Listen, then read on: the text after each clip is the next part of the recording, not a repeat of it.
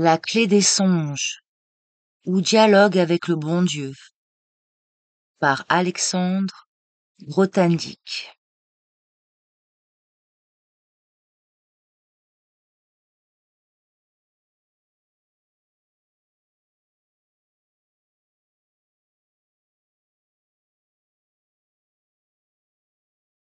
Tous les rêves sont une création du rêveur.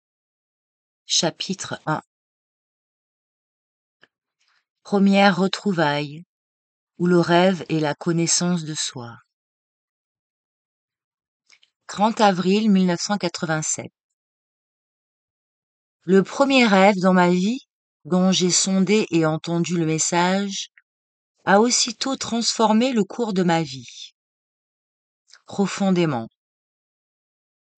Ce moment a été vécu véritablement comme un renouvellement profond, comme une nouvelle naissance.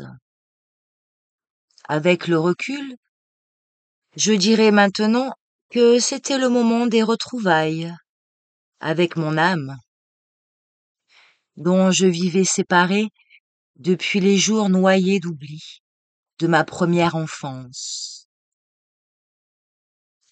Jusqu'à ce moment-là, j'avais vécu dans l'ignorance que j'avais une âme, qu'il y avait en moi un autre moi-même, silencieux et quasi invisible, et pourtant vivant et vigoureux. Quelqu'un bien différent de celui en moi qui constamment prenait le devant de la scène. Le seul que je voyais et auquel je continuais à m'identifier, bon gré, mal gré. Le patron, le moi, celui que je ne connaissais que trop, à satiété. Mais ce jour-là a été un jour de retrouvailles avec l'autre. Fut mort et enterré, une longue vie durant, avec l'enfant en moi.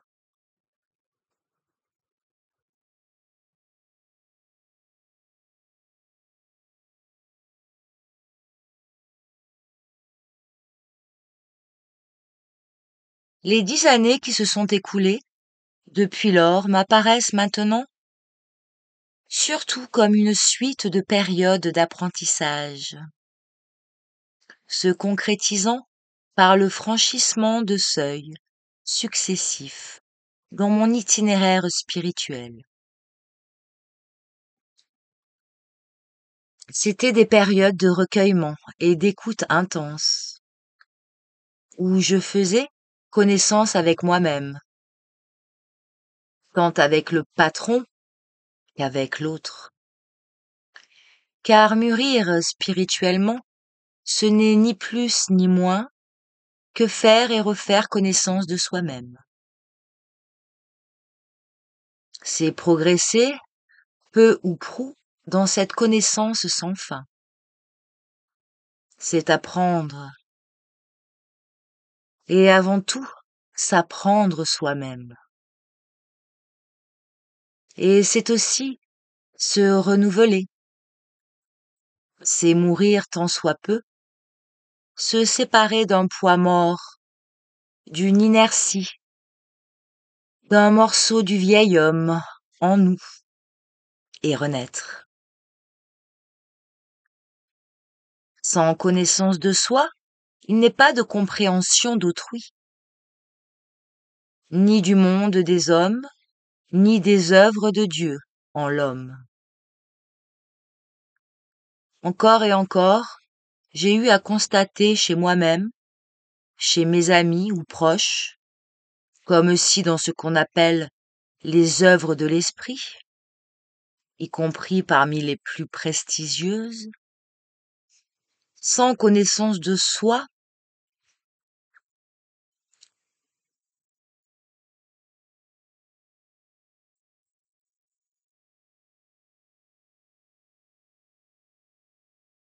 il n'est pas de compréhension d'autrui. L'image que nous nous faisons du monde et d'autrui n'est que l'œuvre aveugle et inerte de nos fringales. Nos espoirs, nos peurs, nos frustrations, nos ignorances délibérées et nos fuites et nos démissions et toutes nos pulsions de violence refoulées. Et l'œuvre des consensus et des opinions qui font loi autour de nous et qui nous taillent à leur mesure. Elle n'est guère que des rapports lointains, indirects et tortueux avec la réalité, dont elle prétend rendre compte et qu'elle défigure sans vergogne. Elle est comme un témoin mi-imbécile, mi-véreux, dans une affaire qui le concerne de plus près qu'il ne veut bien l'admettre, sans se douter que son témoignage l'engage et le juge. Quand je passe en revue ces grandes étapes de mon cheminement intérieur, tout au cours des 10 années écoulées, je constate que chacune d'elles a été préparée, rêvée. L'histoire de ma maturation vers une connaissance de moi-même et vers une compréhension de l'âme humaine se confond, à peu de choses près, avec l'histoire de mon expérience du rêve. Pour le dire autrement, la connaissance à laquelle je suis parvenue sur ma propre personne et sur la psyché en général se confond quasiment avec mon expérience du rêve et avec la connaissance du rêve qui en est un des fruits. Ce n'est pas l'effet d'un hasard, certes. J'ai fini par apprendre, à mon corps défendant, que la vie profonde de la psyché est inaccessible au regard conscient. Si intrépide, si avide de connaître soit-il, réduit à ses propres moyens, et même secondé par un travail de réflexion, serré et opiniâtre, parce que j'appelle le travail de méditation, ce regard ne pénètre guère au-delà des couches les plus superficielles. À présent, je doute qu'il y ait ou qu'il y ait eu homme au monde, fût-il le Bouddha en personne, chez qui il en soit différent, chez qui l'été et l'activité des couches profondes de la psyché soient accessibles directement à la connaissance consciente. Un tel homme ne serait-il pas quasiment égal à Dieu? Je n'ai eu connaissance d'aucun témoignage qui puisse faire supposer qu'une faculté aussi prodigieuse ait jamais été dévolue à une personne. Il est vrai que tout ce qui se trouve et ce qui se meut dans la psyché cherche et trouve une expression visible. Celle-ci peut se manifester au niveau du champ de la conscience, par des pensées, sentiments, attitudes, etc. Ou celui des actes et des comportements. Ou enfin, au niveau des psychosomatiques, en jargon savant. Ou enfin, au niveau du corps et des fonctions du corps. Mais toutes ces manifestations psychiques, sociales, corporelles, sont à tel point occultes, à tel point détournées, qu'il semble bien qu'il faille, là encore, une perspicacité et une capacité intuitive surhumaine pour parvenir à en extraire un récit tant soit peu nuancé des forces et des conflits inconscients qui s'expriment à travers elles. Le rêve, par contre, se révèle comme un témoignage direct, parfaitement fidèle et d'une finesse incomparable à la vie profonde de la psyché.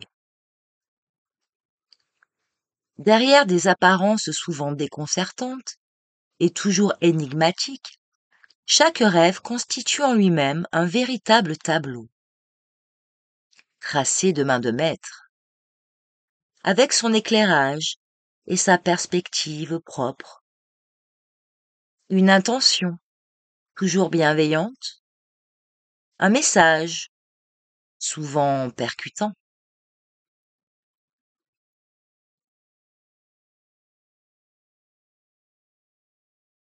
Chapitre 2. Découverte du rêveur. Nous-mêmes sommes aveugles. Autant dire, nous n'y voyons goutte dans cette embrouillamini de forces agissant en nous et qui, pourtant, gouverne inexorablement nos vies. Aussi longtemps, tout au moins, que nous ne faisons l'effort d'en prendre connaissance. Nous sommes aveugles, oui, mais il y a en nous un œil qui voit et une main qui peint ce qui est vu. Le silence assoupi du sommeil et de la nuit lui servent de toile. Nous-mêmes sommes sa palette. Et les sensations, les sentiments, les pensées qui nous traversent en rêvant, et les pulsions et les forces qui agitent nos veilles, voilà ces tubes de peinture, pour brosser ce tableau vivant, qu'elle seule sait brosser. Un tableau parabole, oui, campé à la volée ou savamment composé, farce ou élégie, et parfois drame inexorable et poignant, gracieusement offert à notre attention. À nous de le déchiffrer et d'en prendre de la graine, s'il nous chaud, à prendre ou à laisser. Et presque à tous les coups, certes, on laisse. Même parmi ceux qui se piquent aujourd'hui, suivant une mode récente et de bonne aloi, de s'intéresser aux rêves, en est-il un seul ou une seule qui ait pris le risque d'aller jusqu'au fond d'un seul de leurs rêves, d'aller jusqu'au fond et d'en prendre de la graine. Ce livre que je commence à écrire aujourd'hui même s'adresse en tout premier lieu aux très rares, s'ils s'en trouvent à part moi, qui osent aller au fond de certains de leurs rêves, à ceux qui osent croire à leurs rêves et aux messages qu'ils leur portent. Si tu es un de ces deux-là, je voudrais que ce livre te soit un encouragement, si besoin est, pour avoir foi en tes rêves. Et aussi à avoir foi, comme j'ai eu foi, en ton aptitude à entendre leurs messages, et à voir se lézarder, une à une, et s'effondrer tes convictions les mieux assises, à voir ta vie se transformer sous tes yeux. Peut-être aussi la connaissance du rêve que j'essaye de communiquer pourra-t-elle t'éviter certains des tâtonnements et des détours par lesquels j'ai eu à passer dans mon voyage à la découverte de moi-même. Sans que je m'en doute, ce voyage allait devenir aussi celui de la découverte du rêveur, de ce peintre, metteur en scène, bienveillant et malicieux, au regard pénétrant et aux moyens prodigieux. Cet œil et cette main dont je viens de parler.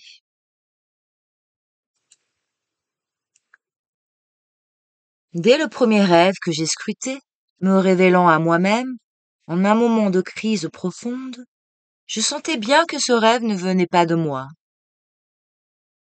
que c'était un don inespéré, prodigieux, un don de vie, qu'un plus grand que moi me faisait. Et j'ai compris peu à peu que c'est lui et nul autre qui fait, qui crée chacun de ces rêves que nous vivons. Nous, acteurs dociles entre ses mains délicates et puissantes.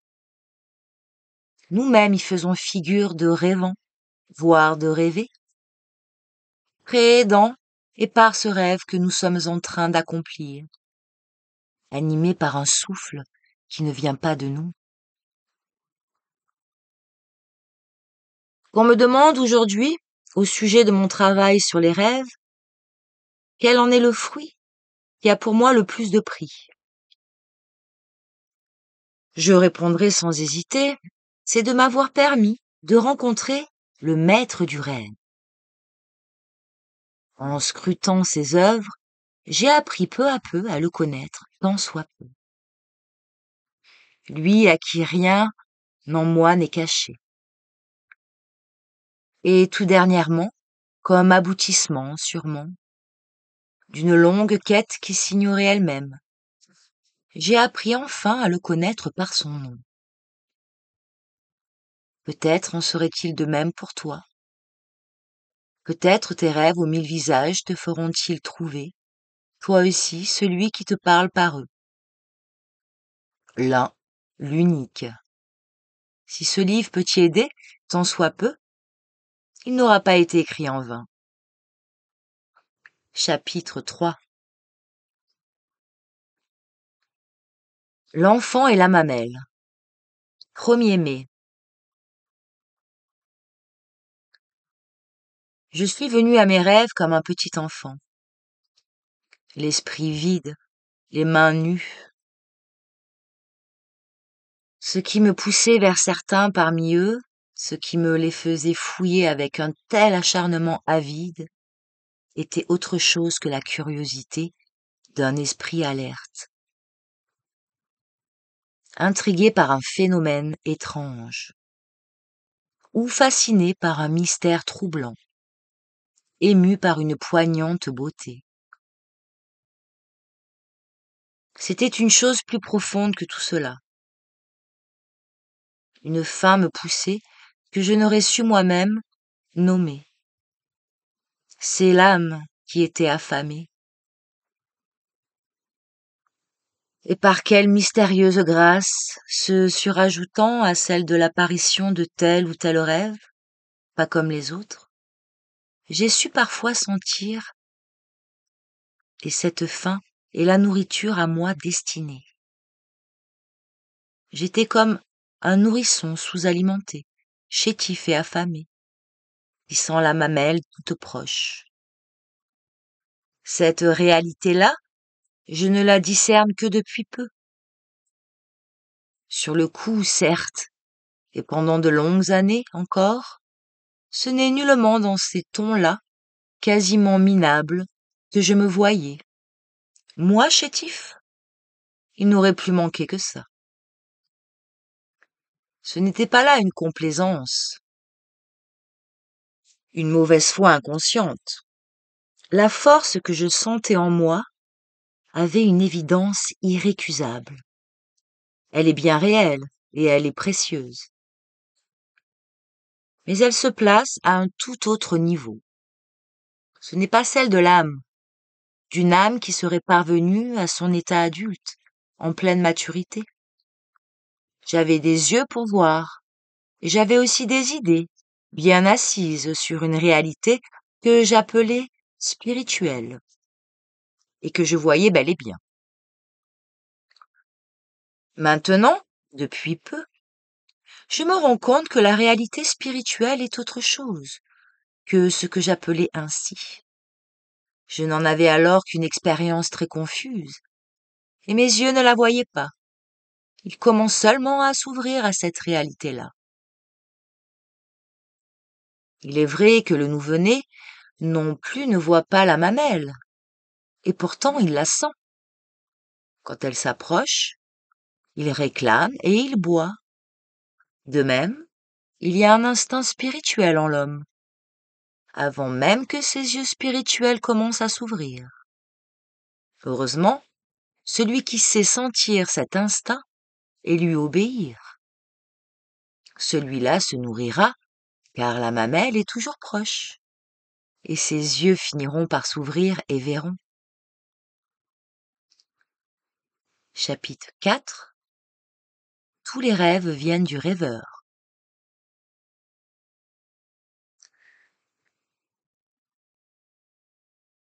Si j'ai appris sur les rêves les choses qui ne se trouvent pas dans les livres, c'est pour être venu à eux dans un esprit d'innocence, comme un petit enfant.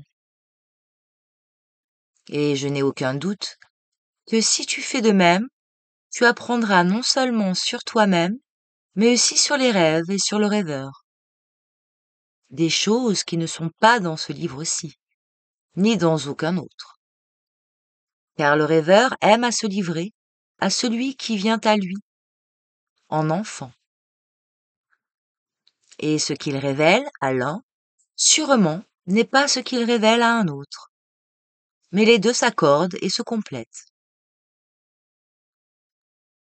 C'est pourquoi, pour faire connaissance de tes rêves et de celui qui te parle par eux, point n'est besoin que tu me lises, ni que tu lises personne, mais d'apprendre quel a été mon voyage et ce que j'ai vu en chemin t'encouragera peut-être à entreprendre ou à poursuivre ton voyage et à ouvrir grand tes yeux.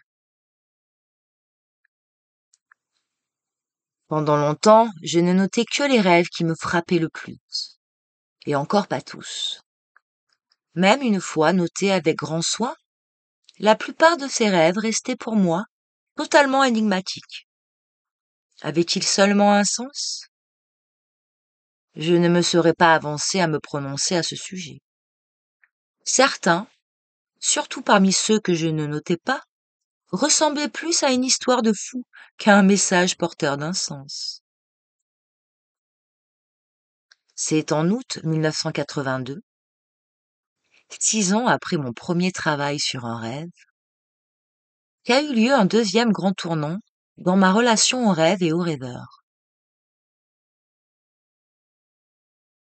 À ce moment, j'ai compris que tout rêve était porteur d'un sens, caché souvent, à dessein sûrement, sous des dehors déroutants, que tous sortent de la même main, que chacun, si anodin ou si scrabeux qu'il puisse paraître, ou si loufoque ou foireux, ou si fragmentaire ou fumeux, que chacun, sans exception, est une parole vivante du rêveur. Une parole souvent espiègle, ou un fou rire derrière des airs graves, voire lugubres. Il n'y a que lui pour saisir au vol et faire éclater le comique, ou le cocasse, même là où on s'y attend le moins. Parole drue ou parole truculente, jamais banale, toujours pertinente, toujours instructive et bienfaisante.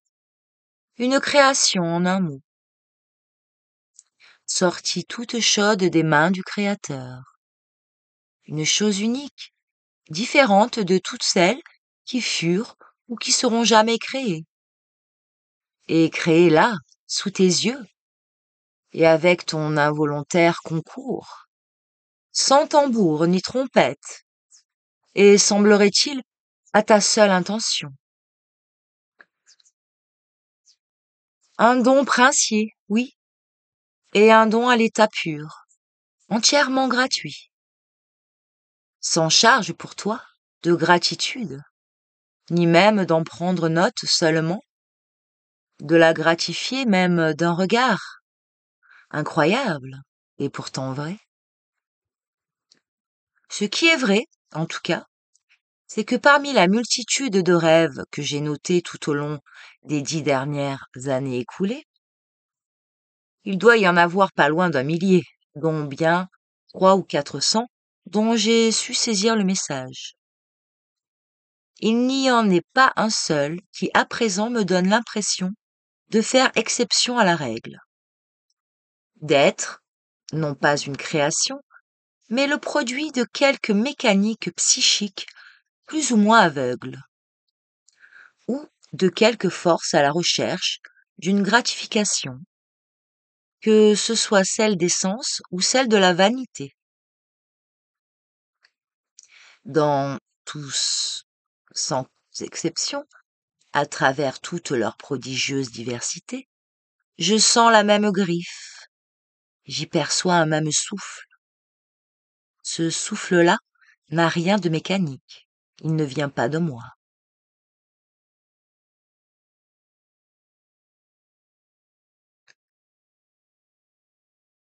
Chapitre 5. Le rêve messager ou l'instant de vérité. Mais dans les premières années, je ne me posais aucune question. Je ne prêtais aucune attention aux rêves, qui, à ce moment, m'apparaissaient encore comme du tout venant. Et même parmi ceux que je notais, je ne m'attardais guère que sur les rêves que j'appelais alors les rêves messagers.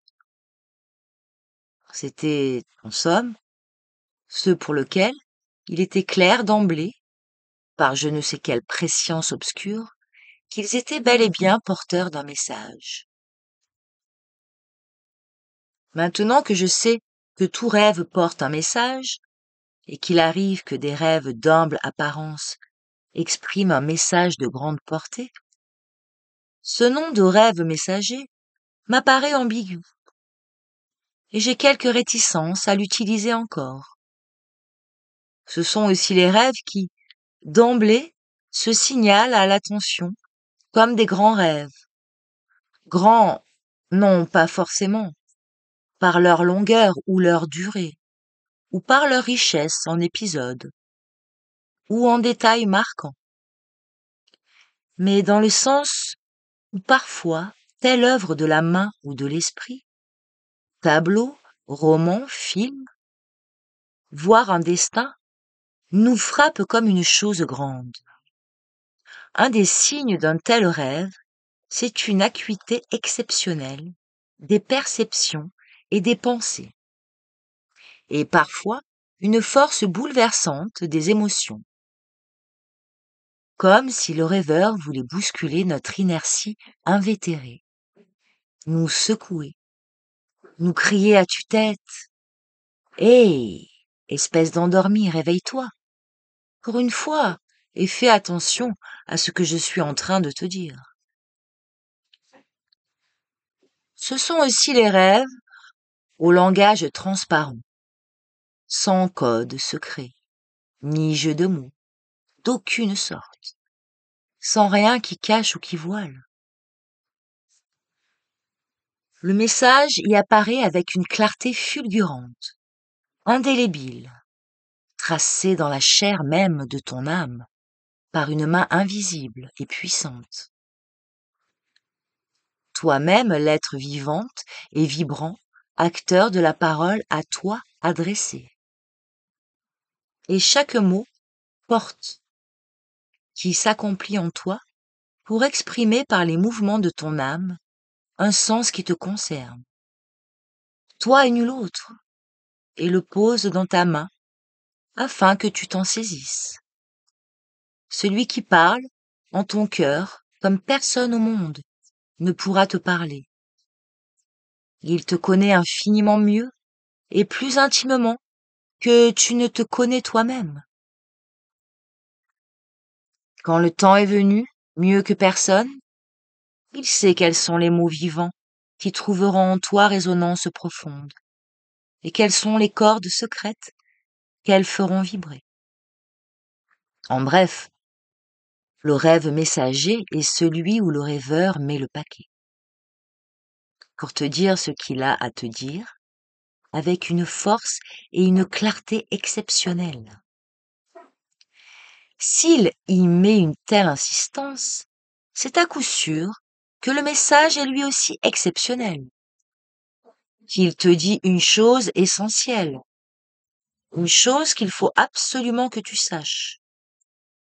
Peut-être le rêve vient-il te révéler des ressources insoupçonnées, enfouies en ton être, une force intrépide qui s'ignore encore, ou une profondeur vacante, ou une vocation qui attend, un destin à accomplir, quelque chose à quoi jamais tu n'aurais osé rêver à l'état de veille. Ou peut-être est-il venu pour t'encourager à te séparer de quelque poids écrasant que tu traînes depuis de longues années, pendant ta vie entière peut-être. Écouter un tel rêve, entendre son message évident, irrécusable, et accueillir la connaissance qu'il te porte. Accepter cette vérité qui t'est offerte, c'est aussi voir ta vie changer profondément, dans l'instant même. C'est changer, c'est te renouveler en cet instant. Plus jamais tu ne seras celui que tu étais avant l'instant de vérité. C'est bien pourquoi aussi il est si rare qu'une parole aussi brûlante soit entendue, qu'un don aussi inestimable soit accueilli. Car en chacun de nous gît une inertie immense, opposée à tout ce qui nous change et nous renouvelle. Et rares sont ceux en qui cette inertie de l'âme ne se double d'une peur incoercible profondément enfouie. Cette peur-là est autrement plus puissante et plus véhémente que la peur de la maladie, de la destruction ou de la mort. Et elle a de multiples visages. L'un d'eux, c'est la peur de connaître, de se connaître. Un autre, la peur de se trouver d'être soi-même. Et un autre, encore, la grande peur du changement.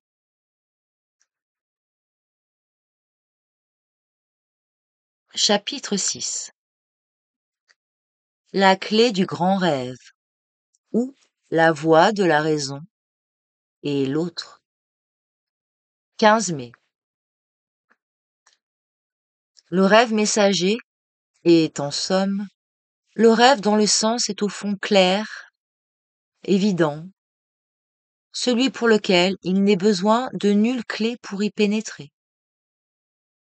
Du moins, pas de clé au sens où on aurait tendance à l'entendre dans le contexte du rêve. Quelque chose comme un code ou un dictionnaire de symboles. Ou sinon, à tout le moins, un recueil de recettes, d'instructions pour une façon de s'y prendre, qui résumerait une longue expérience du rêve, amassée peut-être par des générations d'observateurs sagaces. Bien plus, je dis qu'une telle expérience du rêve, et fût-elle millénaire, n'est ici du moindre secours qu'elle serait même si tu ne prends soin de l'oublier. Un leurre et une entrave, bonne pour te distraire de l'essentiel.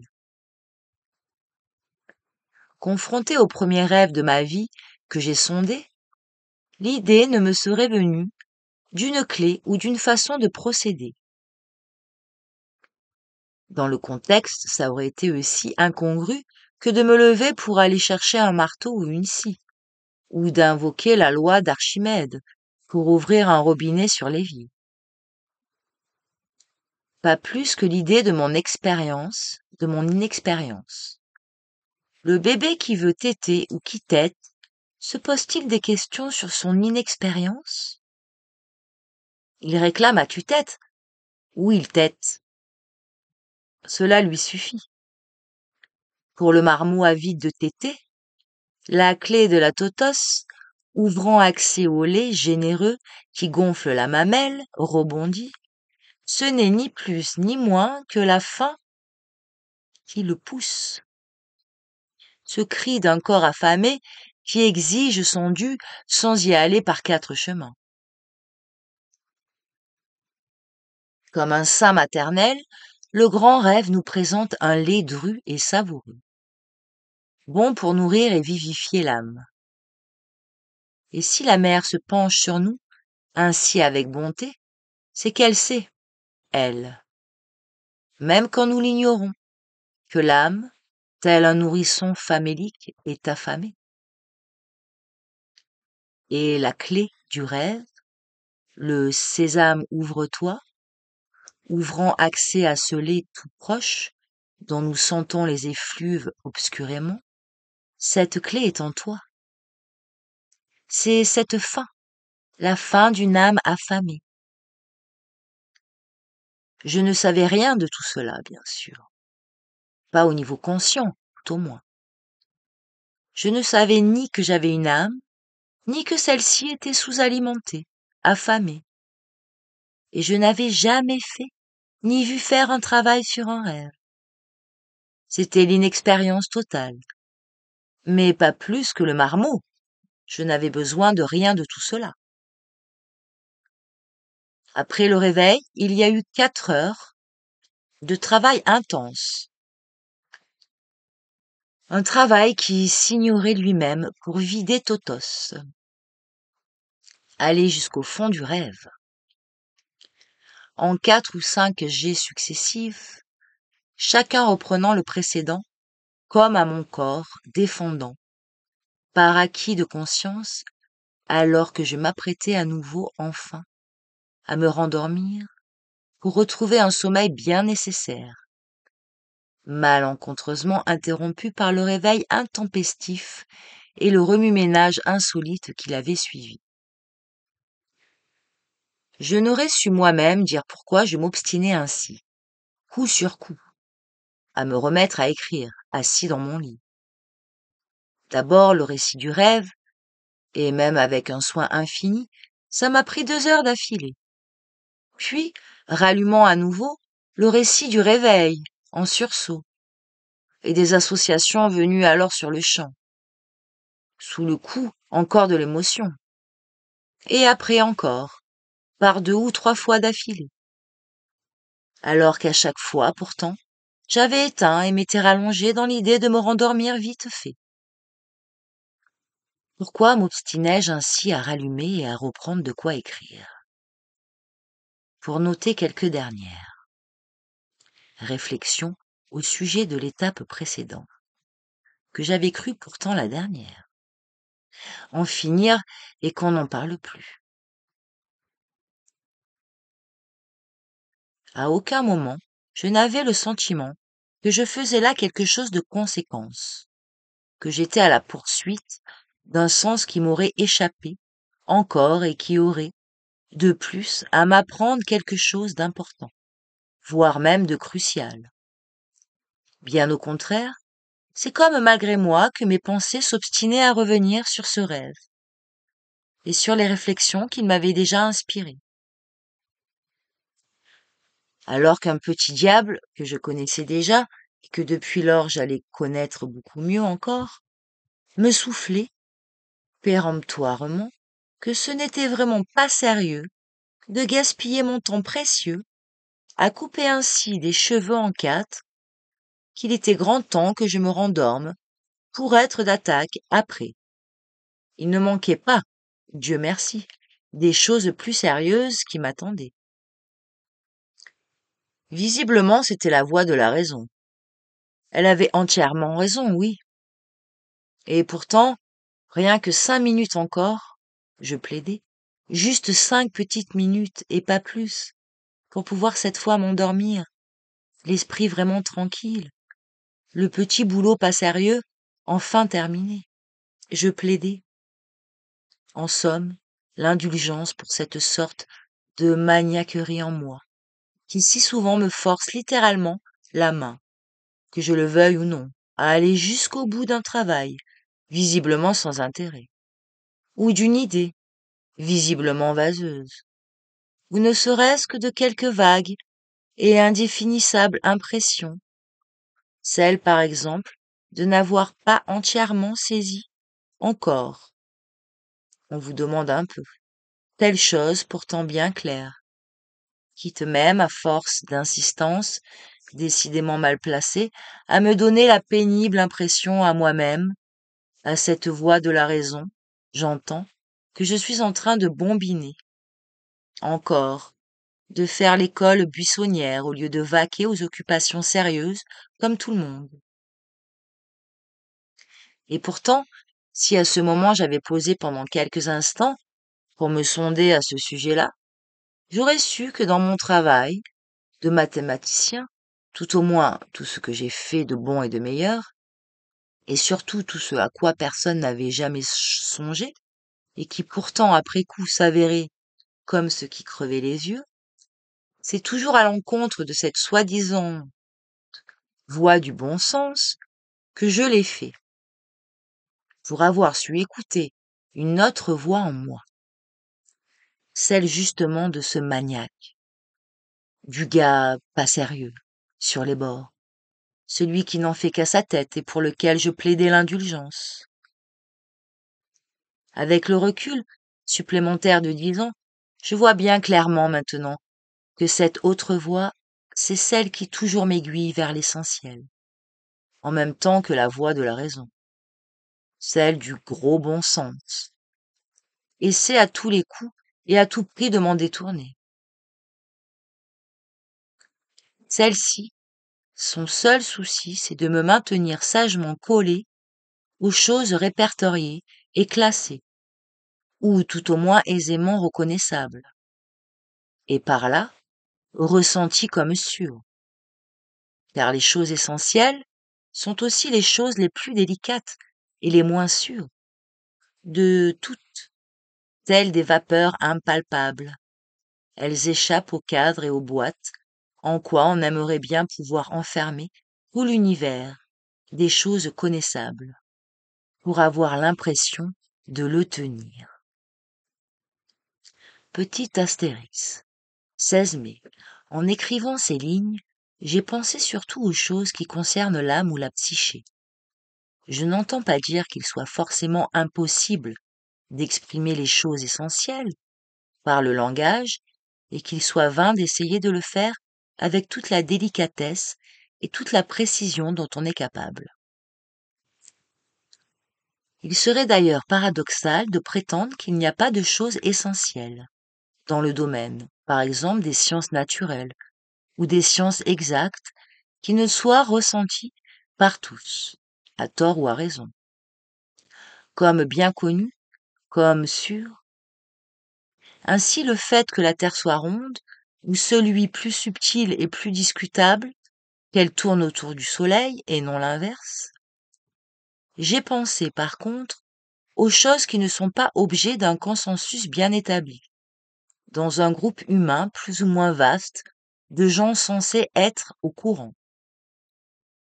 Aux choses donc qui, pour l'esprit qui les aborde en terre inconnue, sont entièrement nouvelles. Il n'y a aucun consensus à quoi se raccrocher pour distinguer le vrai du faux, l'essentiel de l'accessoire. Les réflexes acquis, reflétant de tels consensus, ne lui sont ici d'aucun secours, mais un leurre dont il lui faut se libérer avant tout, pour pouvoir vraiment prendre connaissance de ce qui l'entoure. Telle est la situation notamment, à bien peu d'exceptions près, pour le moindre rêve auquel on se trouve confronté, car le moindre rêve est l'œuvre d'une liberté totale. Il est nouveau, au plein sens du terme, y compris pour celui-là, même qui vient de le créer. Bien entendu, le petit diable, parlant par la voix de la raison, incarne les réflexes acquis, dont je viens de parler. Ils sont d'une force considérable en chacun, à dire le moins. Y compris, est-il besoin de le répéter, en moi-même. Mais aussi longtemps qu'on obéit à cette fausse raison, il n'y a acte créateur ni œuvre novatrice. Quand tu sais faire taire en toi cette autre voix, pour suivre ben nettement celle que tout le monde suit, tu te coupes du meilleur en toi. Sans elle, tu ne peux découvrir ni les choses extérieures à toi, que ce soit des maths ou le pourquoi, des faits et gestes d'un tel, ou les mystères du corps de la bien-aimée, ni les choses en toi. Sans l'écouter, Et aurais-tu lu tous les livres du monde, tu ne peux entrer dans un seul de tes rêves.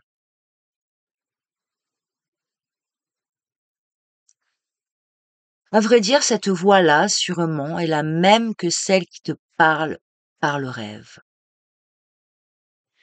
C'est celle du rêveur, celle de la mer. Elle te murmure tout bas où se trouve le vrai lait, celui auquel aspire non ta surface mais ta profondeur. Il est tout proche de tes lèvres, et il ne tient qu'à toi de boire. Cette voix-là est aussi la voix de ta faim, la faim de l'âme, ou sinon la faim des roses qui veut connaître. Mais même quand il parle d'Eros, et il en parle souvent, c'est toujours à l'âme que s'adresse le rêveur. Et à la fin de l'âme, suivre la faim et boire, c'est aussi suivre cette voie. C'est cette faim en toi.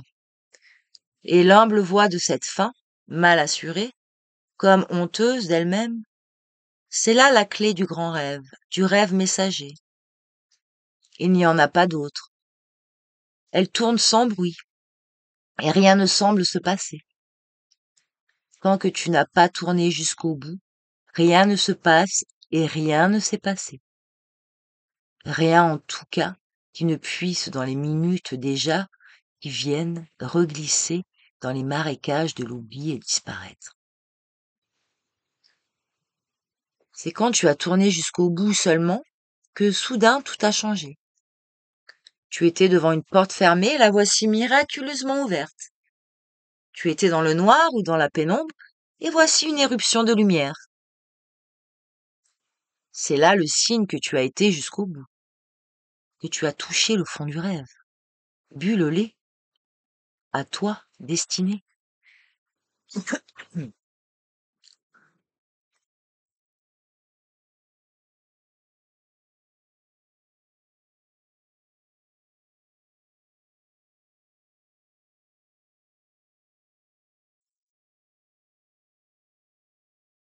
Tu ne risques pas de t'y tromper. Celui qui a vécu un tel moment,